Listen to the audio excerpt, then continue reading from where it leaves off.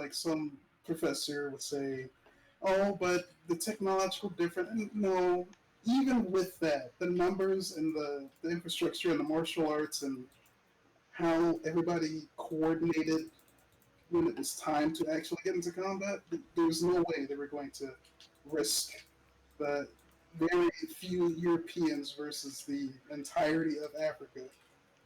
That was even with the technological advancements. That was not going to go down like that. But since Africa wanted to sell slaves into a system of slavery that they didn't really fully comprehend because it Right. was like a short-term Right. It, gain, it was a different system in Africa than it was. completely No. different slavery. Right. So they didn't understand the full ramifications that that would have centuries down. No one really would. Right. I Uh, mean, yeah, yeah.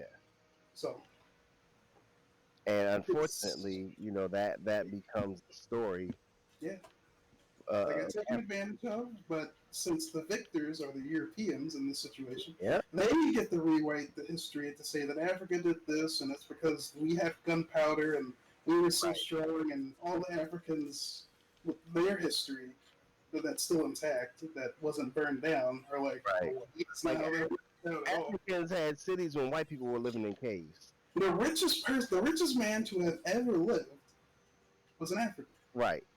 but Right. you never would learn that in school, Well, probably. it goes against their narrative. Yes. If you subliminally are using the narrative of black people bad, white people good, black people dumb, white people smart, then anything that points to black excellence fully takes away from the narrative that these fucking white people try to portray and instill in our kids. You And I know, think I understand why it is that other peoples, like Asians, or Southeast Asians specifically, they hmm went through essentially the same trials that we did under slightly different circumstances. hmm But they have somehow coming out ahead, even above their captors and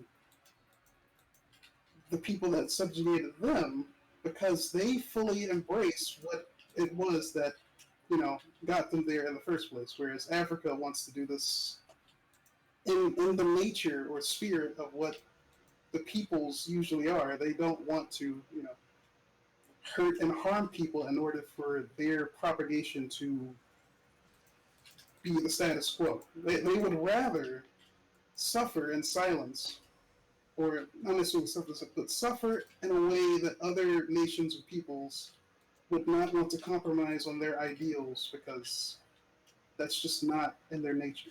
I don't really understand what it is. But the well, Asian people, or Southeast Asian people in China, are fully, they are ready to completely not necessarily drop their core beliefs, but they're very much willing to adopt the beliefs of the people that got the upper hand on them, so that they can come out on top, which is a lot of slavery